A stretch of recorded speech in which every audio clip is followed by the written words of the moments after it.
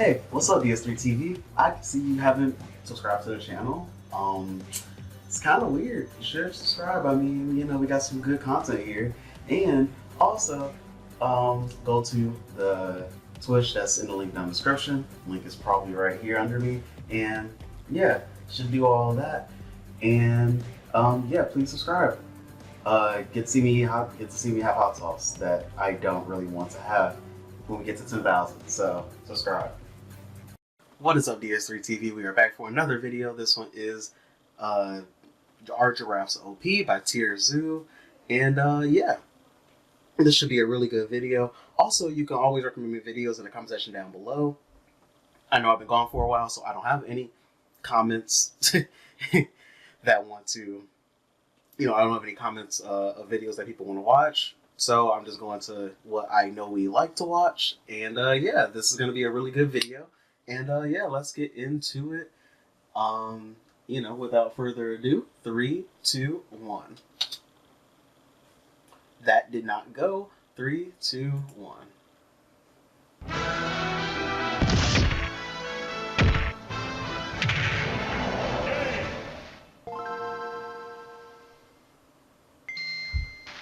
The Africa server is full of extremes. I was gonna say they're kind of like giant horses, right? Because they use their their legs to like kick anything that's like near them.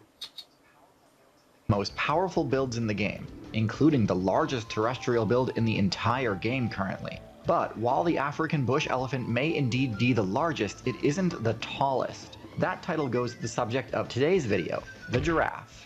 But is being the tallest build in the game actually that effective of a strategy? How does it play out in practice? And what abilities did the giraffe spec into in order to compound its innate advantages?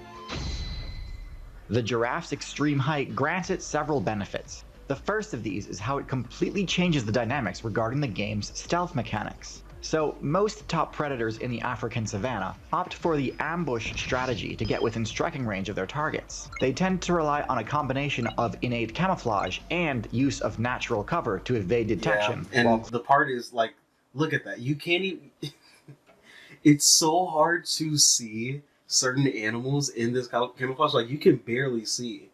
You can barely see. I think that's a cheetah. You can't see the cheetah. Like, for the most part, like, unless you were looking for it, you would not be able to see the cheetah, like, if it was, like, looking to ambush you, for instance, right? Closing most of the distance, breaking from cover only at the last possible second when they believe they can close the remaining distance before the target has a chance to react. This strategy is almost completely useless against the giraffe, because the stealth benefit from natural cover, things like tall grass and bushes, is entirely negated when viewed from a high vantage point. While staying low to the ground may obscure your character from the perspective of something like a gazelle or zebra, to a giraffe you are completely exposed and your approach was seen coming from quite a ways off. The second main benefit granted to the giraffe via its height is a bonus to its defense. Because the giraffe's hurt box is elevated significantly off the ground, it's extremely difficult for most players to land a hit on the giraffe's vitals. In fact, for literally every relevant threat in the African meta, landing a strike on the giraffe's weak point requires either a risky jump strike or an ambush from an elevated position, neither of which are very efficient strategies, with the jump strike in particular being easily punishable by any of the giraffe's many it is getting trampled on. Powerful counterattack options. Speaking of, let's take a look at what those are. The giraffe's reach not only keeps its own vitals out of attack range, but also makes it very easy for a giraffe main to land their own attacks. Similar to horses and zebras, the giraffe's main method of attacking is its kick, dealing moderate damage to any target that dares enter the giraffe's zone of control. Oh my gosh. This has made me think I need to get back into Elden Ring. Maybe I should play that tomorrow instead of Kingdom Come Deliverance, which is what we're playing on my Twitch right now, twitch.tv//Lotus Abbey. I want to see good gameplay and in a funny commentary. Yeah, that's gonna be there. However, when the giraffe really needs to deal some damage, it resorts to its signature move, the ossicone bash. The giraffe swings its neck in a wide arc, with the intent to connect with the horn-like protrusions on its skull, called ossicones. Connecting with this attack means pretty I much instant never knew what those were called, but yeah, I seen them like fight like that, and I'm like, how do you? I'm like, that's such a weird way of fighting. game over for any player it hits, unless they have an extremely large health pool, such as another giraffe. However, it is a bit more risky to just throw this move out, considering that it puts your normally out of reach weak point in a potentially vulnerable position, and also deals a little recoil damage with each use as well. And if an attacking player does manage to dodge the first swing and get in close, using this move becomes much more difficult, since the close range hitbox is a bit of a sour spot. But still, the mere threat of this move is enough to dissuade most attacks, to the point that most Predator players won't even bother with a high-level giraffe. Low-level giraffe mains are a lot more vulnerable, and this is where the efficacy of the giraffe's reach and height is really put to the test. Upon spawning in, the giraffe is pretty much helpless. It doesn't have the height advantage on its opponents yet, but because of its slender, lanky shape, it has disadvantage on all saving throws to avoid. I like how the mom just like accidentally knocked over the kid giraffe. Like, not accidentally knocked over, but like was trying like to keep the giraffe safe from the lioness or whatever. I love that. I love that. avoid being grappled or knocked prone. And so it's the job of the higher level giraffe players to complete the long, arduous escort mission of protecting the newborn giraffe as it matures. Now, because the giraffe's attack range is so broad, it is able to guard a wide area and pressure a counterattack on any player that would dare target the newborn. However, because the giraffe does not possess any AoE attacks, defending against multiple opponents at once can be quite challenging, often necessitating that a newborn tank a few hits as the mother chases away one attacker at a time. Now, despite having not leveled up at all, the giraffe starts with a pretty generous amount of HP, but even so, it's not uncommon for the escort mission to fail. And with a respawn time of 15 months, this is certainly one of the most frustrating aspects of giraffe gameplay. Respawn time of 15 months, that's crazy though. Next, let's talk about individual matchups. First, we have the cheetah. Anyways, on a serious note, first we have the leopard. Now, the leopard is one of the most interesting matchups I think the because leopard is probably its best matchup because it has leopards are usually in trees anyway, so it kind of does help them out because they have a higher vantage point and they can easily ambush a giraffe. its ability to climb and attack from a high vantage point. Leopard players have been known to use their ability to climb as part of their ambush strategy, pouncing on their target from above. This could mean it's the only predator in the game with an honest shot at landing a surprise crit against the giraffe. But in all honesty, this would be an insanely risky strategy, and since leopards hunt alone, there's really not much reason to try and take down such large prey, when they can survive just fine off of the standard diet of antelope and deer. Still, against a lower level giraffe, I could see this strategy working pretty well, if no allies were around to rescue it. But since leopards kill slowly by strangling their target with their bite, this gives the giraffe's party members a lot of time to react and respond accordingly. This is similar to the issue lions have in their matchup against giraffes. Compared to some of the other potential threats, a lion can't actually deal that much damage on its own to a giraffe. That's Even crazy. against a low-level giraffe Pride of lions were just trying to kill one giraffe, and the giraffe would just act like nothing was happening. player, it's unlikely they could take it out in a single attack, leading to the same issue as a leopard, where the giraffe's teammates would be able to rescue it. However, because lions do cooperate, together it is possible for a pride of lions to bring down even a large adult giraffe, but not without serious risk to the attackers. And since lions typically close in on their targets by staying low to the ground and moving slowly, the giraffe's height is perfectly suited to detecting their approach and escaping before they're in any real danger. So lions taking down giraffes does happen, but it's exceptionally rare.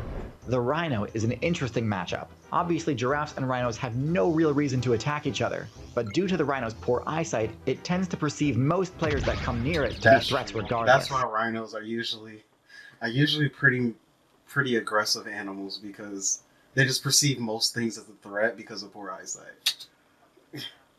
Lucky for the giraffe, the rhino's horn is not usually able to reach the giraffe's weak point, so as long as it can avoid getting knocked over, giraffes tend to do just fine in this matchup.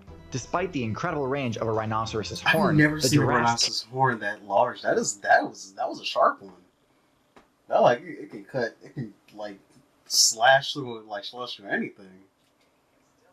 kick can still outrange it, and although rhinos are quite tanky, a good kick to the face is usually enough to dissuade further attacks. An important matchup I want to discuss is the hyena. Now, because they can't really jump, hyenas don't have anywhere near the vertical threat range that lions or leopards do, so attacking an adult giraffe is pretty much out of the question. However, instead of this increased agility, hyenas have a much more powerful bite. Rather than requiring a critical hit, a hyena can crack bone with a single bite anywhere on the target, which can immediately disable their prey and make rescue attempts futile. This is particularly effective against players who rely on their teammates for protection, as even if an ally does step in to fight off the attackers, oftentimes it's simply too late and the damage has already been done. No. Eventually the teammates will move on and the hyenas will be able to close out the kill. Lastly, I don't think it's any real surprise to see that giraffes still have to respect the space of an elephant. Elephants are tall enough to gore a giraffe with their powerful tusks, so if there's ever a territorial dispute between an elephant get like very territorial with the giraffe. That is like, these clips are like very interesting to me because I've just never seen it. An elephant and a giraffe, the elephant always wins. Thankfully for a giraffe, its longer legs grant it a faster run speed.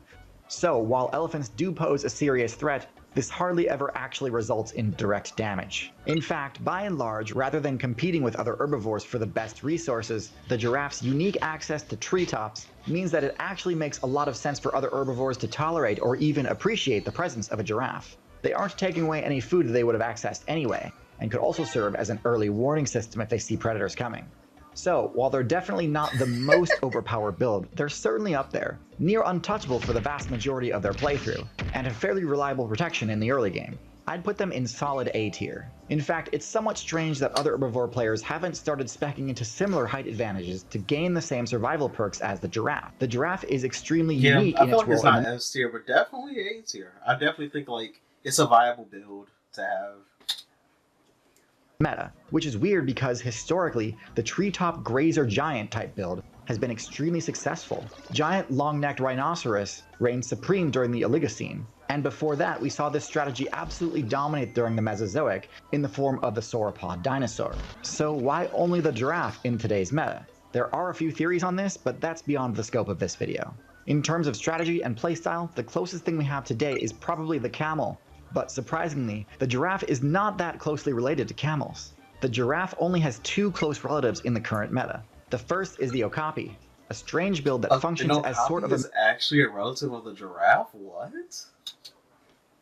Middle ground between deer and giraffes. And the second is one that basically nobody would expect, the pronghorn, which is completely different than the giraffe in both stature and location.